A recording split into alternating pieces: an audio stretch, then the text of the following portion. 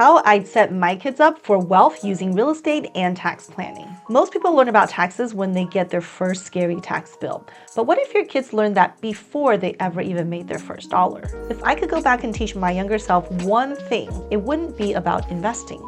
It would be about how the tax system actually works. A lot of people are raising smart kids, hardworking kids, responsible kids. And those kids are going to graduate into a world where rent is expensive, interest rates are high, and taxes are quietly eating away at their money. So today, I want to talk about something that most parents never get taught. How to set up your kids for a better financial start using two things that actually move the needle. That's real estate and tax planning. And no, we're not talking about sketchy things like write off your life or never pay taxes again. Just real strategies that help you to build wealth, keep more of what you earn, and pass something down that's more valuable than money. Hi, I'm Amanda Han. I'm a CPA, business owner, and real estate investor. And today I'm breaking down how I teach my kids to set up for wealth without relying on a trust fund. So I'm going to give you a simple framework. Think of it like 4 wealth hacks I'd focus on if my goal was to set up my kids for financial success. And no, you don't have to be rich to start doing this. You just have to be intentional. So first, stop thinking like a saver and start thinking like an owner. Most parents teach kids how to save. Save your allowance, save your paycheck, save. Saving is great, but saving alone doesn't create financial freedom. Owners think differently. Owners ask, how do I buy assets that actually produce income for me? How do I make my money work for me while I sleep? How do I use the same rules that businesses and investors use to my advantage, right? And this is the biggest mindset shift I would want my kids to grow up around. Not work harder, but more like work smarter and then keep more of what you earned. Because here's the trap I see all the time, right? People making more money, but they never get ahead. And it's not because they're irresponsible, it's because the system rewards ownership, not just income. And if your kids grow up understanding that early on, they start adulthood playing offense instead of defense. Next, I would teach them the 2-income game. Earn income and build assets. But first, let's talk about how most people live, right?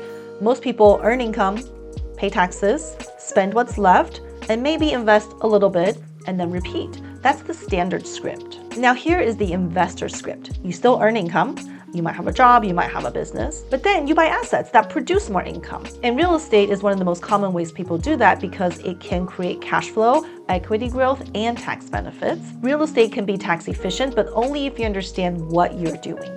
That's why I always tell people, tax filing is reporting what did or didn't happen last year. Tax planning is strategy. And planning is where you decide how you earn, what you buy, how you structure, and how you track your expenses. Filing is what happens after the year is already over. You're just reporting what did or didn't happen. So if I'm thinking about generational wealth, I'm not only thinking about leaving my kids money, I'm thinking about teaching them the playbook early so they can build it for themselves. Next, I would teach them the wealth hack, which is teaching them how to understand taxes early. That is the part that everybody ignores. Most people grow up thinking that taxes are just something that happens to them outside of their control, sort of like weather. And that's often because that's what we are taught by our parents. But for most people, taxes is actually our biggest expense. And unlike other expenses, taxes happen every single year. But the good news is they can be changed and are influenced by our decisions. So here are the 3 lessons that I want my kids to understand. Lesson 1, your income type matters, and not all income is taxed the same. Earned income, business income, and investment income.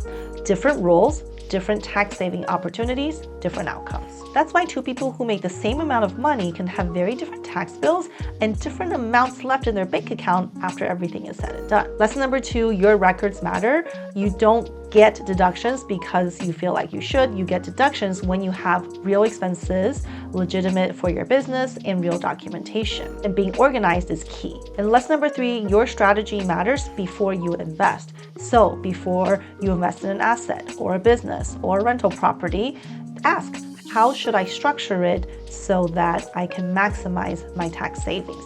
The best time to plan is before the investment is made. if we're talking about real estate, it's before the renovation, before actually purchasing on the property. Because what you do determines what rules apply when it comes to protecting your earnings. Now, let me give you a simple blueprint that the everyday family could follow. Not a trust fund plan, a normal plan.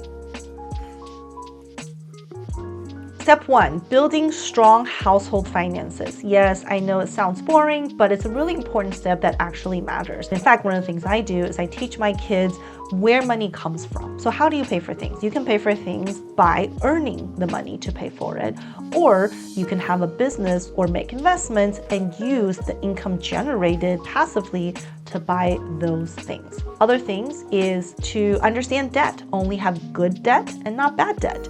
And even when we have debt, get the high interest debt under control. Making sure we have emergency reserves set aside, and explain to them what does it look like for a rainy day. And also explain to them the importance of having good credit, because leverage is a powerful way to build wealth. Step 2, I would talk about investing in assets. What are the different asset classes you can invest in? Could it be rental real estate? Could it be stocks, bonds, and mutual funds? Could it be different startup businesses? Or maybe your very own small business that you start on the side? It's more important for your kids to understand the different types of asset classes they can invest in, rather than dictating a specific asset class that they must invest in. So basically teaching them the habits of investing. Step number 3, treat everything like a business, right? If we're talking about a side hustle, it's still a business. If we're talking about their first rental property in the future, that is a business. Having separate bank accounts, having a business plan, tracking the performance. How much money am I bringing in? How much expenses am I paying out? Treat it like a business. Tracking income and expenses, saving receipts, and understanding how the game of business works. And step number 4, making sure tax planning is part of your daily habit.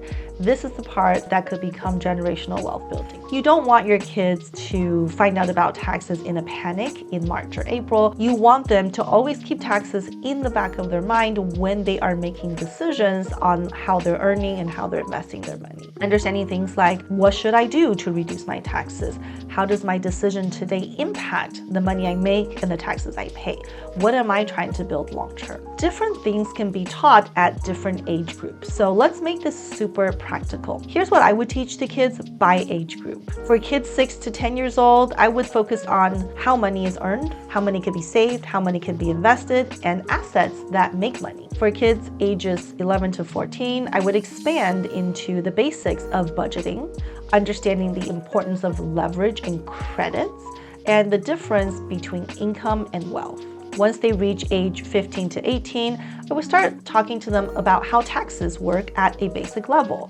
What is a W-2 income, what 1099 income is, why tracking matters, and how businesses get to play by different rules. Once they reach age 18, you want to start diving more into leverage and how to protect their credit, how to evaluate different investments and purchases, maybe how to start thinking about real estate as an asset class, and how to find and seek out advice of other professionals that can help you to really build wealth. And here's the biggest one I encourage to be taught for kids at all age groups, which is how to ask better questions. Because wealthy families don't just pass the money down, they pass down the language and the money. They know how to talk about money, they know how to plan for taxes, and to strategize without fear. So no, your kid does not have to win a Nobel Prize at age 14 for you to set them up financially, and you don't need a trust fund to build generational wealth. You need a plan on how to educate your kids so they have the knowledge to be able to build wealth for themselves. If you want more videos like this, subscribe. I cover tax and investing strategies in plain English. And if you want to learn how high-income earners can plan for ways to reduce taxes proactively, click the links in the description. See you in the next video.